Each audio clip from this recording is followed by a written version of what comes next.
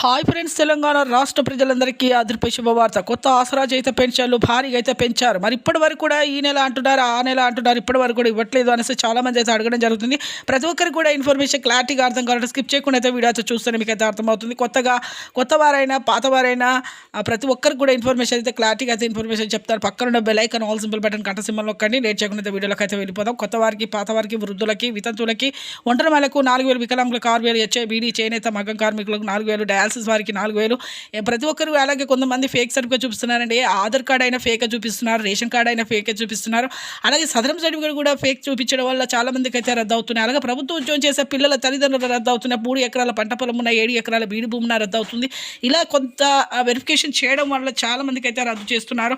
ఇలా వెరిఫికేషన్ చేసిన తర్వాతనే మీకైతే ఈ డబ్బులు అనేది మీకు కొత్త ఆసరా చేత పెన్షన్లు కొత్త వారికైనా పాత వారికైనా పెంచిన డబ్బులతో సహా అయితే వేస్తామనేసి సీఎం గారు రేవంత్ రెడ్డి గారు అయితే చెప్పడం జరిగింది. మంత్రి సీతక్క కూడా చెప్పడం జరిగింది. ఎంపీ లింక్ అయితే చేసుకొని పోస్ట్ ఆఫీస్ ద్వారా కానీ వస్తాయి, అలాగే బ్యాంకుల ద్వారా వస్తాయి. థ్యాంక్స్.